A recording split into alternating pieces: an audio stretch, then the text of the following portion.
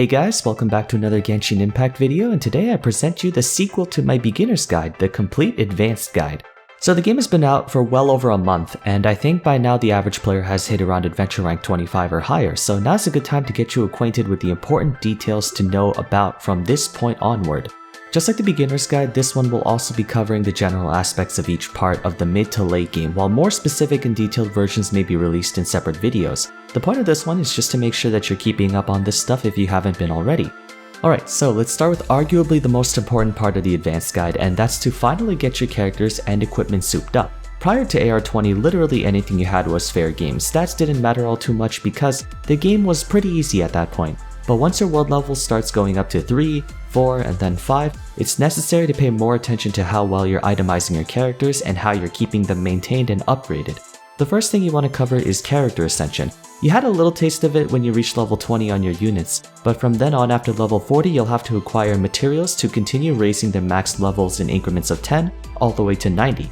Ascension starts off first with the crystals. Depending on what element that specific unit is, you'll have to get crystals corresponding to it. For example, if you have Shangling, you need to get the Pyro Crystals, which are red. If you're ascending Fischl, you'll need the Electro Crystals, which are purple.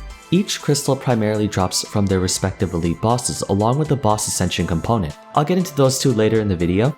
Another way to get crystals is to buy them from Mondstadt and Liyue souvenir stores, although they're limited in supply. Commissions can work too, but you only get one and it comes at random.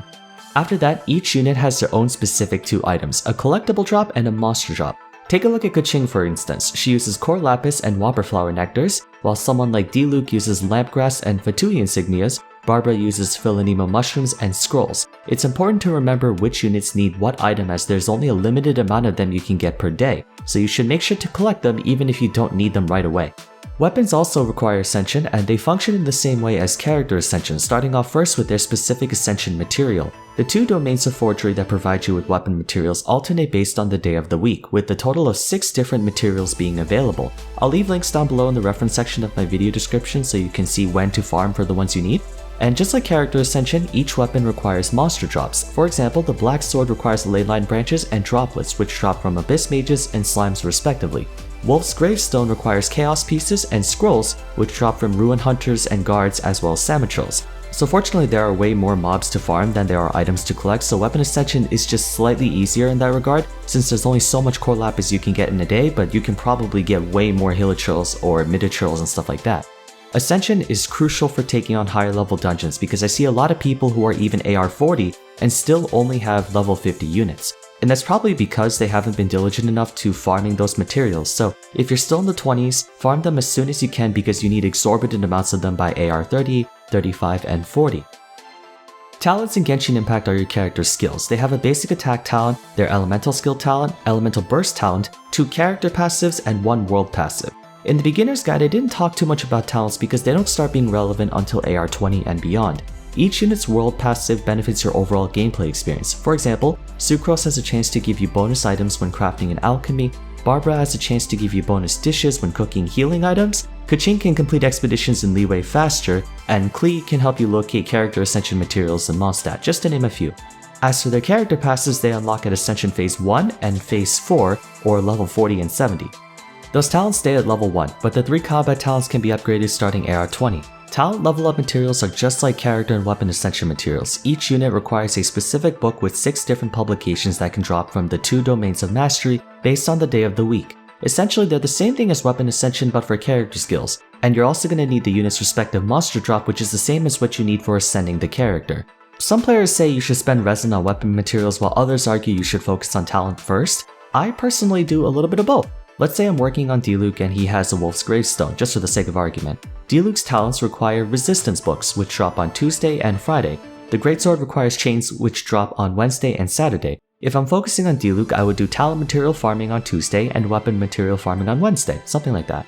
As you can tell, it's important to plan ahead in Genshin because since most of you are saving your fragile resin for AR40 and higher, you need to budget the resin you naturally obtain to get the most out of them each day. In terms of your party, I would prioritize the talents of your DPS unit first, then your support, then your secondary DPS, and then lastly your healer. Although, that might be subjective since everyone has their own method, so you have to figure out whatever works for you. Okay, so artifacts come next, and while I plan to make a more detailed guide on this in another video, let me give you a quick crash course. Starting AR 30, you'll be frequently seeing 3 and 4 star artifacts, and by AR 40, you'll be seeing more 5 stars. But if you're still in the 20s, I recommend you refrain from farming artifact domains until you start breaking AR 40 since resin is really scarce, especially for free-to-play players, and you don't get good artifacts until AR 40. I advise you use your natural resin for farming Ascension materials instead. That includes your fragile resin, by the way. If you've been saving your moons and wondering when's a good time to use them, I would say AR 40, although a lot of people would say if you want to be very efficient, then wait until AR 45. Because if you have the self-restraint to wait that long, you're guaranteed a 5-star artifact each time you complete an artifact domain if you're AR 45. Until then, be sparing with your artifact enhancements. It's perfectly fine to level up a 4-star to max if it's got really good substats such as attack, percent attack, crit rate, crit damage and such. But I would avoid leveling up 3-star or lower since you don't keep them for very long. Save as many artifacts as you can to use as enhancement fodder for when you start getting really good 4-star and 5-star artifacts. Usually, ascending your units and weapons should be enough to keep your stats up until about AR 30 to 35 anyway. Though there is one thing I suggest you do. Anytime you get a 4-star artifact from a good set like Gladiator, Berserker, Wanderer, etc., and they come with a really good substat like the one mentioned above, try leveling it up to level 4 or 8 depending on whether it comes with 2 or 3 subs at base. If you're lucky, you might be able to get a 4-star artifact with 3 or 4 really good stats, which can actually be just as good, if not better, than a 5-star artifact with 2 or 3 good subs. I personally would only check 4 stars that have 3 starting substats, but sometimes if I feel lucky I would work on a 2 sub one. So you should conserve your fragile resin and most of your enhancement fodder for when you start seeing 5-star artifacts, but there is nothing wrong with tinkering with some 4 stars for a little bit to keep you up to speed with the game's pace of progression. So as a follow-up to artifacts in Ascension, let's talk about world bosses, more specifically the elite ones. There are 6 elite bosses in total as of right now. So there's the Pyro and Cryo Regis Vines or Regis Vines. Please tell me which one's the correct pronunciation. Those are responsible for the Pyro and Cryo Ascension crystals and boss drop. The Animo, Geo, and Electro Hypostasis are responsible for their corresponding elements, and then finally the Oceanid for Hydro. At the moment there's no Dendro boss because there's no Dendro unit, and so far there's nothing in the game's data mine that points to a Dendro unit or boss coming anytime soon. Elite bosses will be the main source of your artifacts while you're still working towards AR 40 because you'll be getting a lot of them while going for those Ascension materials. Again, plan your resin budget. If your main party consists of, let's say, Chongyun, Xiangling, Fischl, and Barbara, you'll want to regularly visit the bosses that drop their respective materials. I know it's a little bit overwhelming balancing all these activities with how little resin you have to work with each day, which is why I say it's important to plan ahead. If hypothetically speaking you need neither the talent nor weapon materials on Monday and Thursday, then use those days to farm character ascension materials instead. In terms of priority, I would do character ascension, then weapon ascension, then talent ascension. So if you have to choose between one or the other, that's the order I would go in, but again, it's largely based on your main party's composition and which ones you think will benefit you the most. I know I talked about this in a couple of my videos already, but for the sake of being thorough, I feel it's necessary to repeat myself, so I'll try to make it a bit quick. The last big part of the mid to late game is Spiral Abyss, a dungeon located in Musk Reef at the easternmost part of Mondstadt. The Spiral Abyss is a challenge domain which prevents you from using any food items in battle. Therein you'll have to go through a gauntlet of enemies from floor 1 all the way down to, I believe, floor 12. Completing each chamber will yield you a ton of enhancement materials and mora, and completing those chambers in a certain time limit will give you star rewards consisting of larger amounts of mora and even primo gems.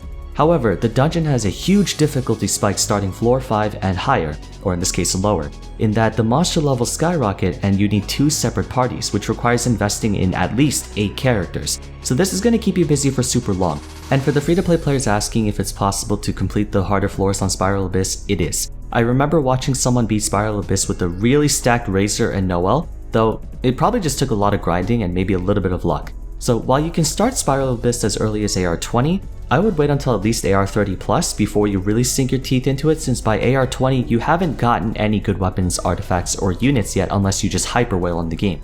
Alright, so those are all the major things you should know about Genshin heading into the higher adventure ranks. Let's take a moment to talk about the minor stuff and then we'll wrap up the video.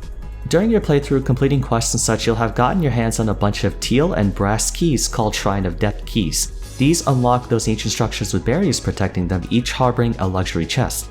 Initially, there was a little confusion about when to use them, as some people thought your world level affects the rarity of drops from these chests, but later on it was proven not to be the case, so you can use them whenever you want. The interactive world map has the locations for every shrine in the game. There are 10 in Mondstadt and 10 in Liyue, and unlocking each shrine will grant you some AR experience, sigils, primo gems, and an assortment of weapons and artifacts from 1 star to 4 star. and for some reason they also give you chicken or raw meat. I have no idea why these chests drop meat, but thanks, I guess? They don't give you the greatest drops in the game, but I mean it's better than nothing, so make sure you go look for them whenever you get your hands on keys. The next thing to look for are the character story quests, starting AR 26. Currently there are 4 story quests, one for Klee, Jean, Fenty, and Mona, which allow you to play as that character, you know, for those of us who are unfortunate and unlucky to not pull them. But most importantly, they yield a solid chunk of AR experience, so you should remember to do them. To obtain keys for story quests, you just have to complete 8 commissions, so every 2 days you can unlock a quest. It's more for, you know, just enjoyable content to experience and not really for account progression, but aside from the AR experience that you can get, I still think it's a good idea to give it a try just so that you can do something. It is interesting, some of the stories are actually quite cute. Last but not least, unlock all the world secrets. Throughout Liyue in particular, there are tons of ruins, tons of excursions you can check out that have crazy puzzles. I can't list them off the top of my head, but if you only explored as much of Liyue as the Archon quest, you're missing out on a ton of extra stuff to check out, so I highly suggest you get to it because Liyue has almost twice, if not thrice more chests than Mondstadt. They become your primary source of artifacts to use as enhancement fodder and also some AR experience. Some secrets even yield you amazing stuff like 5-star artifact or hundreds of thousands of more, so keep an eye out for them. That should be everything to look into. Again, it was a more general purpose guide to make sure you're up to speed with what you should be doing in the later stages of the game as of version 1.0. Obviously, the pace of progression will change as more expansions come out, but for the time being, that's what you have to work with.